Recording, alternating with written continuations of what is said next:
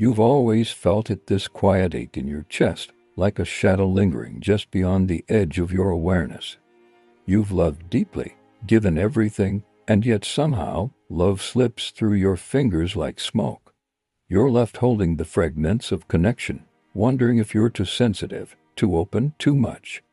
Inside, there's a whisper that maybe you're not made for the kind of love most people seem to find so naturally. Instead, you feel the weight of every unspoken word, the unacknowledged pain beneath smiles, the silent struggle to stay whole in a world that demands you hide parts of yourself. Carl Jung once hinted that the deepest wounds are the ones we hide from ourselves. That our shadows hold the keys to our greatest longing and fear. And so you ask yourself, is love just beyond your reach, or is it buried somewhere within? And yet, beneath its surface, something is shifting, a quiet unraveling of the stories you've clung to. That numbness, that confusion, it's not failure.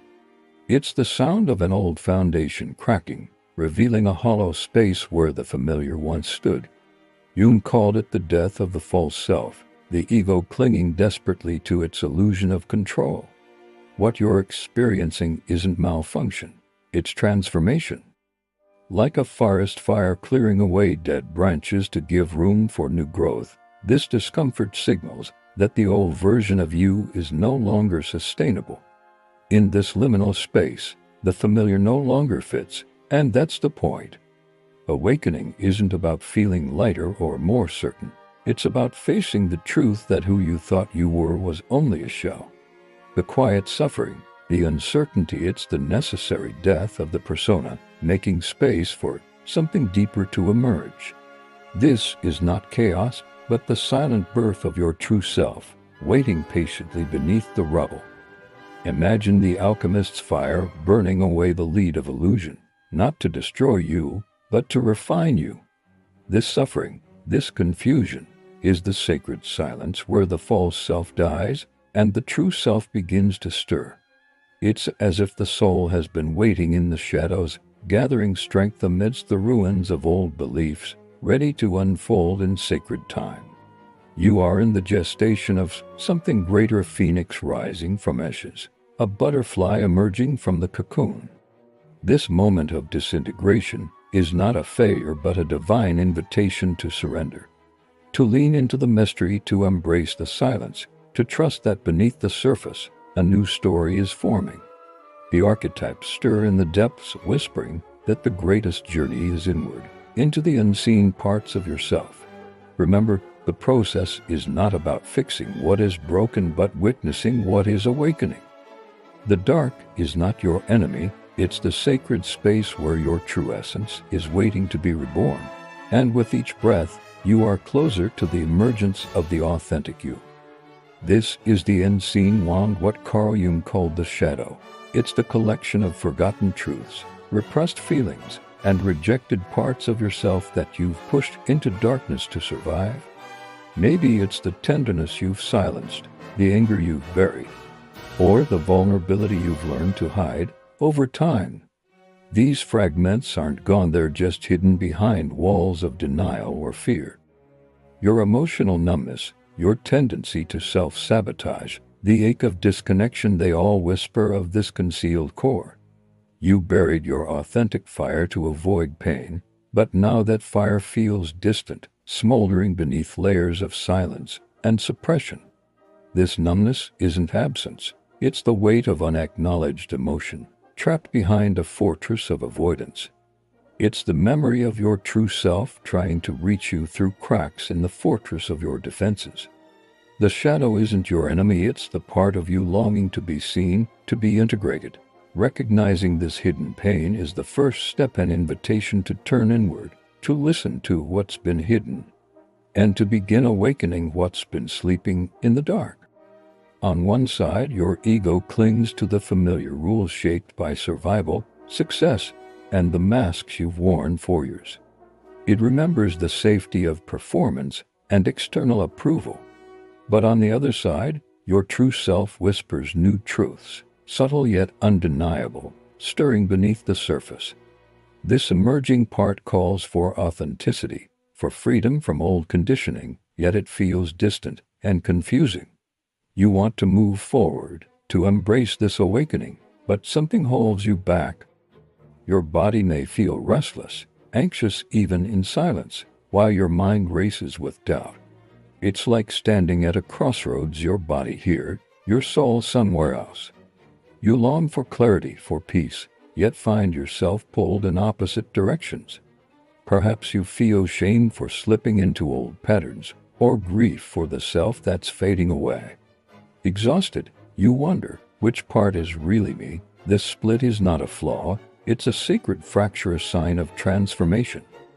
Jung saw it as the tension before integration, a necessary chaos for becoming whole.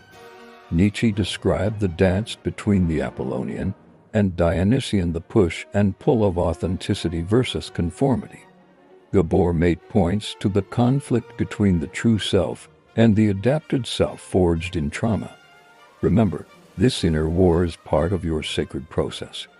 You are not broken, you are in the midst of becoming. And within this tension lies the doorway to your true alignment. What if this tension, this chaos within you, isn't the end of your story, but the very beginning of something more real? Imagine the inner turmoil not as destruction, but as a sacred alchemy, a process of transformation where the old parts of yourself are breaking open, not falling apart. This is the moment where your inner architecture begins to shift, like a garden in early spring, where chaos stirs the soil, making space for new growth. Healing isn't about erasing the past, it's about listening deeply to what your internal landscape is trying to tell you. Jung called this process individuation, the journey of bringing the unconscious into conscious awareness, of integrating shadow and light into a unified whole. Gabor Mate described it as allowing the true self to emerge from beneath layers of adaptation and survival. Nietzsche saw it as embracing all facets of human nature, both the shadows and the brilliance, knowing that true strength arises from wholeness. This internal mess, this confusion, is your mind's way of reorganizing, of composting old selves into fertile soil for your soul's next chapter. It may feel like falling apart, but in truth, it's the deep work of coming together, an organic process of growth and rebirth. Remember, no transformation happens in comfort. It's woven through grief, uncertainty, and surrender. And in this sacred chaos, your inner architecture is being rebuilt, more resilient, more authentic, more aligned with who you truly are. You're not returning to normal. You're creating a new normal that honors your deepest truth. The life you were chasing no longer fits, and that's not a failure, it's an invitation to redefine yourself. This process isn't about going back, it's about transformation. Instead of an ego-driven identity built on roles, achievements, or approval, you begin to forge a self rooted in resonance, presence, and alignment. Imagine designing a home for your soul, not sewing a costume for your persona. You're learning to become transparent, shedding masks that no longer serve, and allowing your true essence to shine through. As Jung's concept of individuation suggests, you're becoming the self authentically and fully, inspired by Mate. You're returning to your core authenticity. And Nietzsche's idea of self-creation guides you to forge yourself anew through every choice and challenge. You might start saying no to relationships that demand performance, leaving work that contradicts your values, or pursuing passions simply because they feel true.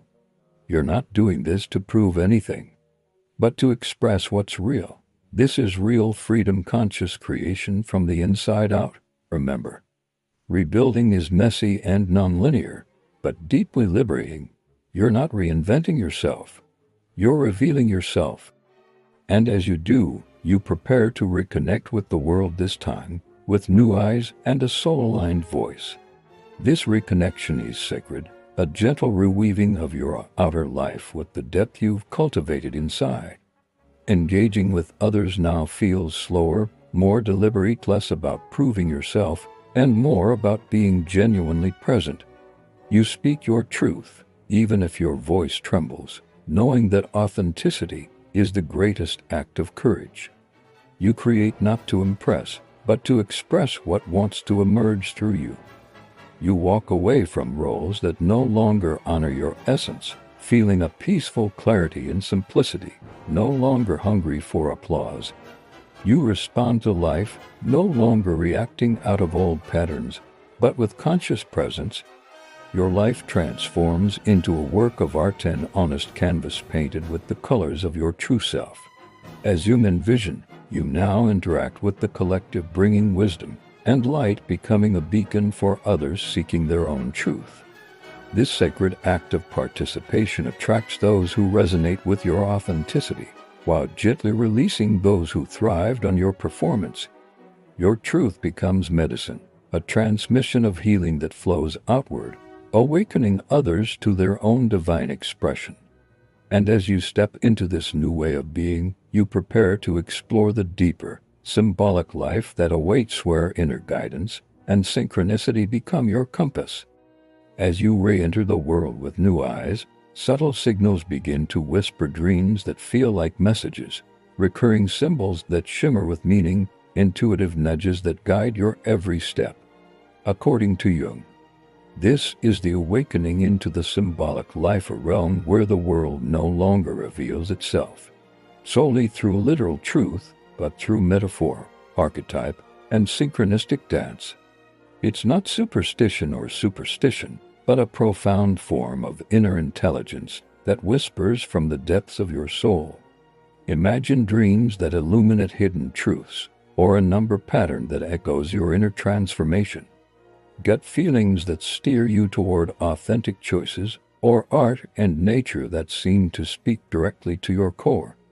To live symbolically requires stillness, trust, and a willingness to surrender the need for certainty. You learn to feel rather than just think, to listen beyond words, connecting to a deeper self that guides you softly but surely. Jung once said, "The privilege of a lifetime is to become who you truly are." In this space, the unconscious becomes a partner in creation, a language of symbols that invites dialogue rather than analysis. Life ceases to be a series of problems to solve and transforms into a poetic unfolding, a mystery to be felt and responded to. The symbolic life is participatory, inviting you to co-create with unseen forces, to respond with honesty and reverence, knowing that this is the path to authentic contribution and soulful expression. As Jung reminds us, individuation is about becoming whole, integrating all parts of yourself so you can serve the collective with authenticity and purpose. Now, your deepest truth is ready to be shared, not as a performance to impress, but as a presence that inspires connection and healing. True contribution flows from this place of genuine being. It manifests in creative projects that reflect your soul's voice, in acts of kindness and integrity in everyday life, or in guiding others through your lived experience. Whether through mentoring, holding space, or simply showing up with openness and honesty, your actions ripple outward, shaping a legacy rooted in authenticity. Nietzsche encourages us to see life as a continuous act of becoming, a creative expression of who you are in each moment. Fear of judgment, rejection, or vulnerability may still linger, tempting you to retreat into comfort zones. But know this, your unique story, your lessons, your gifts are needed now more than ever. When you step into your truth, you become a bridge connecting inner wisdom with outer service, inspiring others to do the same. This is not a final destination, but a new beginning. Keep growing, keep expressing, keep serving from the fullness of your awakened self. Your life is a work of art, an ongoing act of love and legacy.